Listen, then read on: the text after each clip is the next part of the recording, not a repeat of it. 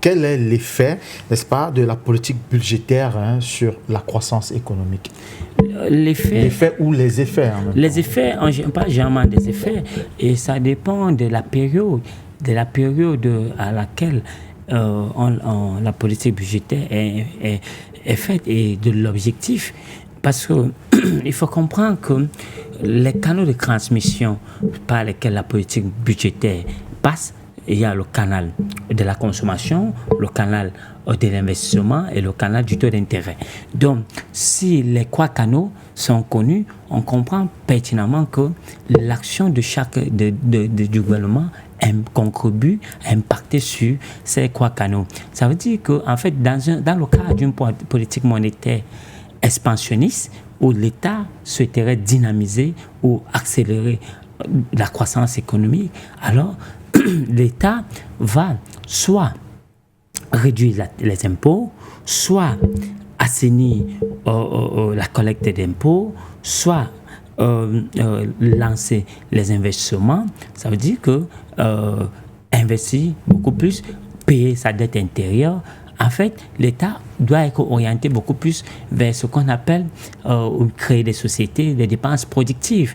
Et si l'État se lance dans les dépenses productives, alors l'économie va bénéficier aura ce qu'on appelle les effets multiplicateurs. Les effets multiplicateurs, c'est quoi les effets multiplicateurs? C'est l'action qu'un agrégé économique peut aura sur le reste des agrégés économiques, sur un certain nombre d'agrégés économiques. Donc, cette action peut soit accélérer les agrégés économiques, doit accélérer ces agrégés économiques. Mais lorsque les actions de la politique budgétaire viennent plutôt ralentir l'activité du secteur privé, ça veut dire les investissements privés, on parle généralement d'un effet d'éviction.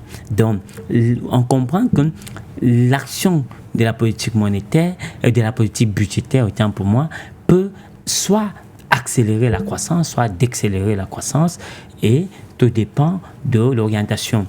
Et si on a dit ça, on comprend qu'en matière de politique, en matière de politique budgétaire, si la politique budgétaire ne tient pas compte du niveau de revenus du pays, ne tient pas compte de la situation conjoncturelle du pays, parce que l'économie peut être dans une situation de crise, et là, la politique budgétaire doit être beaucoup plus expansionniste pour résoudre ce problème de crise économique.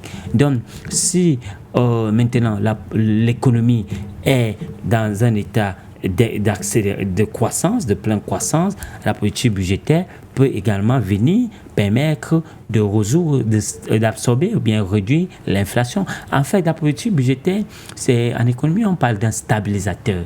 Donc, c'est un stabilisateur de l'économie qu'on utilise pour stabiliser l'économie, tout comme efficacement, beaucoup plus efficacement. C'est vrai que si elle est mal orientée, si les postes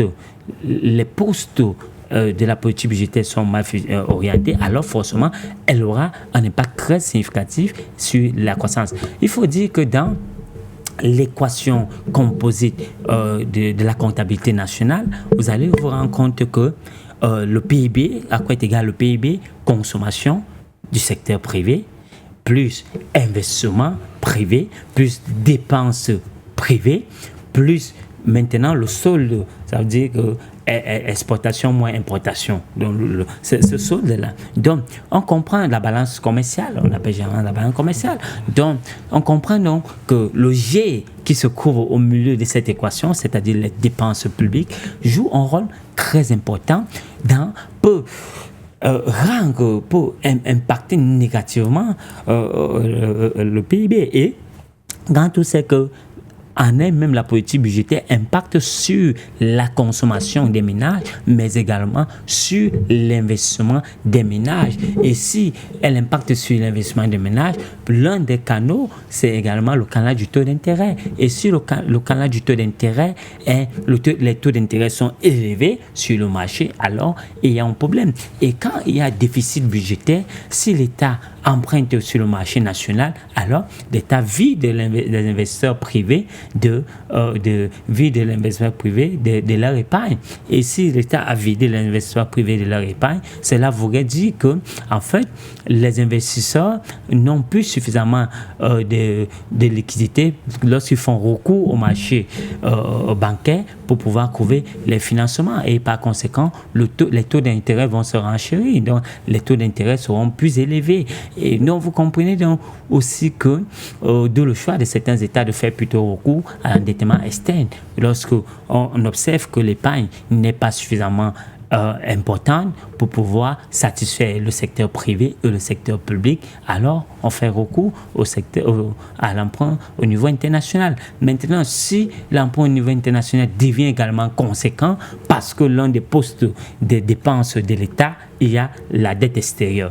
Si la dette extérieure devient également conséquente, alors on comprend donc que la dette va également entraîner la détérioration de l'économie. Ça veut dire que le niveau des réserves de change va se détériorer et par conséquent, la politique monétaire sera également impactée parce qu'il faudra racheter les réserves de change afin de stabiliser et maîtriser mieux la masse monétaire et l'inflation. Donc, on comprend que la politique budgétaire semble, c'est vrai que dans la théorie économique, il y a un fort débat parce que il y a un fort débat entre les classiques, les économistes classiques et les économistes keynésiens parce que les classiques pensent que l'État doit se retirer du marché, il doit avoir du laisser-faire et ce laisser-faire va permettre au marché de se régulariser automatiquement alors que la politique keynésienne, il faut d'abord qu'on comprenne que la politique classique est beaucoup plus celle-là qui est faite par le FMI, parce que le FMI fait la promotion de la théorie classique. Et alors, il dit, OK, l'État, retirez-vous, laissez le marché faire pour qu'il y ait cette auto-régulation. Maintenant, à côté de cela, il y a les théories keynésiennes. Et ils pensent que l'État doit être au cœur de l'activité économique. Ça veut dire que l'État doit agir à ce qu'on appelle un régleur fin de l'économie. L'État doit jouer, la politique budgétaire doit jouer son rôle de réglage fin de l'économie. Ça veut dire qu'au cas où l'État constate que l'économie n'est pas suffisamment dynamique, alors l'État injecte soit en augmentant les dépenses publiques, ça veut dire que les dépenses d'investissement public pour pouvoir relancer l'économie, soit en réduisant les impôts, la taxe, soit maintenant en augmentant les subventions. En tout cas, il faut couvrir les postes. Il faut que l'État couvre les postes les plus justes qui vont permettre de sortir le pays de cette situation d'austérité budgétaire. Donc, si on a compris ça, on comprend que aujourd'hui, nous ne vivons que des conséquences des actions de la politique budgétaire, parce que la politique budgétaire, c'est celle-là qui est en contact direct avec les consommateurs, celle-là qui est en contact direct avec les investisseurs, celle-là qui est en contact direct avec les ménages. Et si on a compris ça, on comprend donc le rôle de l'impôt dans l'applicabilité de la politique budgétaire. Donc, si on comprend que l'impôt joue un rôle majeur dans l'opérationnalisation de la politique budgétaire, voilà pourquoi vous comprenez pourquoi l'impôt est cet outil que l'État utilise très généralement pour pouvoir résoudre ces problèmes de déficit budgétaire, soit généralement en augmentant, soit en réduisant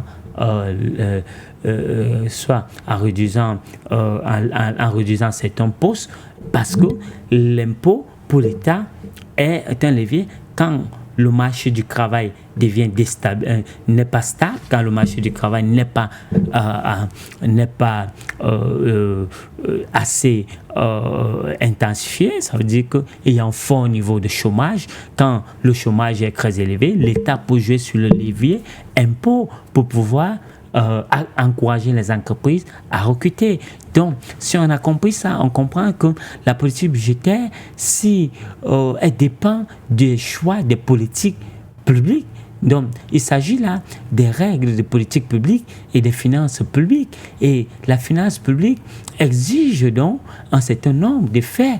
Et aujourd'hui, la finance publique est celle-là, si elle est beaucoup plus orientée. Parce que le danger des politiques publiques, des politiques budgétaires africaines, c'est qu'elles sont beaucoup plus orientées vers des fonds, elles sont beaucoup plus électoralistes. Électoralistes, pourquoi? Parce que pendant un temps, on doit couvrir suffisamment de ressources pour pouvoir financer les élections, pour pouvoir financer un certain nombre de processus démocratiques, alors que les problèmes économiques sont majeurs. Donc la politique économique africaine semble quelquefois, des pays de l'Afrique subsaharienne beaucoup plus, semble quelquefois se détourner de l'objectif de croissance économique et beaucoup plus à satisfaire les caprices du Fonds monétaire africain international. Parce que si le Fonds monétaire international ancre dans des programmes avec les pays africains et que ces pays continuent à demeurer dans des situations de extrême pauvreté, alors on doit s'interroger sur son efficacité. Et quand on sait que ils sont passés au Mexique, on a vu la catastrophe de la crise mexicaine, ils sont passés au FMI. Oui. Ils sont au FMI, bien sûr. Ils sont passés au Brésil, on a vu ce qui est arrivé. Ils sont passés en Argentine, on a vu ce qui est arrivé. Quand on sait qu'ils sont passés à ce pays de la zone euro qui a eu fortement ce pays de la zone euro là, il m'échappe un peu. Ils sont passés là-bas, on a vu. La Grèce, voilà. On a vu ce qui est arrivé. Alors, on se demande, est-ce que la politique classique, les politiques économiques classiques sont favorables pour notre croissance économique? Donc, si on a dit ça, on comprend qu'aujourd'hui, les politiques africains, les politiques économiques africaines, budgétaires beaucoup plus, doivent non seulement intégrer les réalités économiques des Africains, mais également beaucoup plus être socialistes et orientés vers une dynamique expansionniste. Alors docteur Ombe, de façon plus générale, comment stimuler les économies africaines avec des instruments budgétaires? Oui, aujourd'hui, je pense que c'est mieux, nous allons cas par cas. Si on prend le premier instrument, qui est la fiscalité, est-ce que en augmentant la base d'imposition, est-ce que ça garantit la collecte maximale des ressources? On s'interroge. Au regard de cette économie souterraine très forte qui existe en Afrique, parce que l'économie souterraine est très forte en Afrique. Quand je parle d'économie souterraine, je fais référence au phénomène de corruption, au phénomène de détournement, au phénomène de fuite des capitaux. Alors, cette économie souterraine est très élevée, elle est très forte. Est-ce qu'en augmentant la base clientèle, ce n'est pas la base d'imposition, on ne continue pas à alimenter l'économie souterraine? Alors, moi, je pense que d'abord, pour collecter suffisamment de ressources, il faut aménager le management des impôts, de la direction générale des impôts. Ça veut dire qu'aujourd'hui, le management des organes de collecte d'imposition est une exigence pour une collecte maximum de ressources. Et si cette collecte, il n'y a pas assainissement au niveau de cet environnement, alors on aura on va beau et bel et bien augmenter la base d'imposition, on va créer même des sources connectes, on va chercher des niches pour renflouer l'assiette fiscale, mais on n'aura pas toujours assez de collecte.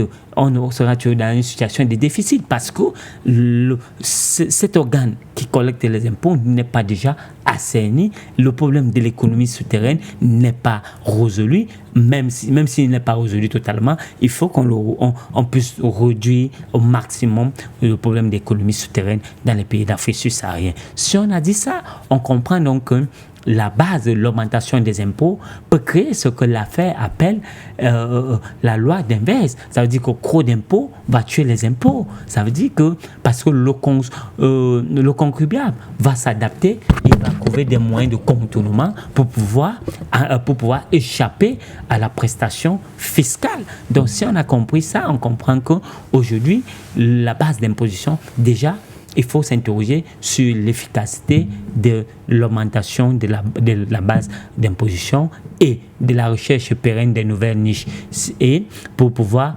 renforcer l'assiette fiscale. Maintenant, il faut comprendre que le pôle de subvention, il faut également faire attention à ce pôle parce que en Afrique, nous sommes dans une situation où le pôle de subvention permet de stabiliser l'inflation. Mais donc, dès lors qu'on réduit en conséquence, parce que ça, c'est la politique prônée par le Fonds monétaire international, où il faut réduire au maximum les subventions. Mais en Afrique, nous avons des économies qui sont pas...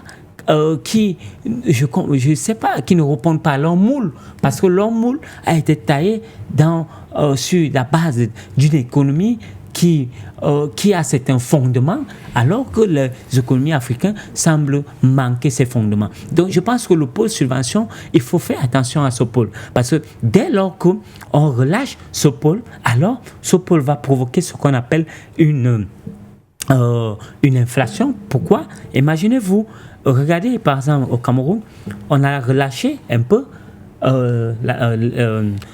les subventions sur les prix des hydrocarbures. Vous voyez ce que ça a entraîné sur l'ensemble des économies, une inflation généralisée. Et ça veut dire que, et là, nous sommes partis vers une deuxième inflation. Je crains bien que nous soyons dans un phénomène de déflation, parce qu'à un moment, il faut faire attention, parce que dès lors, chaque fois qu'on relâche, c'est vrai, ça va entraîner une certaine augmentation du niveau général des prix, parce que le pôle carburant ne tient pas au discours tel que le Fonds monétaire veut nous faire croire, parce qu'aujourd'hui, le pôle carburant bénéficie même aux pauvres, parce qu'ils ont tendance à dire que ce ne sont pas les pauvres qui ont les voitures. Mais ça, c'est faux.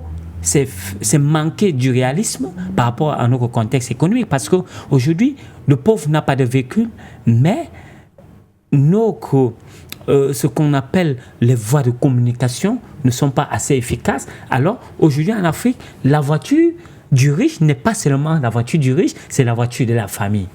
Ça fait qu'aujourd'hui, même quand il y a des cérémonies, quand il y a ceci, on va prendre la voiture de celui qui a la voiture. Et ça fait qu'aujourd'hui, la voiture n'est pas uniquement pour ceux-là qui sont riches, mais ceux qui consomment ces moyens de communication en pâtissent, parce que dès lors qu'on augmente 5 francs sur le prix du carburant, alors ça va provoquer une augmentation conséquente qui sera peut-être doublement ou triplement supérieure à cette augmentation, parce que le carburant, le transport va augmenter, et quand on sait que déjà le transport coûte déjà cher en Afrique, et si il faut continuer à augmenter ce transport, alors pour que cette vieille gamère qui se trouve en Koleboma, pour qu'elle porte sa marchandise pour venir avec à Yaoundé, elle aura des difficultés parce que le prix sera cher, et par conséquent, quand elle arrive avec la marchandise sur le marché, la marchandise sera par conséquent chère, et au regard donc du niveau de salaire, alors le niveau des salaires ne permettra pas de supporter, et ça va créer donc une misère un peu généralisée. Je pense que même au niveau, ça va provoquer de plus en plus les écarts de salaire, parce que les salaires vont se réduire, parce que dès lors qu'on on réduit les subventions, il y a augmentation des prix, et par conséquent, les entreprises doivent se réajuster. Et si les entreprises doivent se réajuster, ça veut dire qu'il y a des emplois qu'on doit sacrifier. Ça veut dire qu'il y aura un fort chômage, parce qu'on va sacrifier certains postes et on va recruter moins. Et dès lors qu'on est obligé de recruter moins, par conséquent, ça va donc provoquer un chômage, le taux de chômage. Si vous ne voulez pas ce défi, vous allez constater que le taux de chômage au Cameroun sera à son chiffre le plus désastreux en 2025. Alors,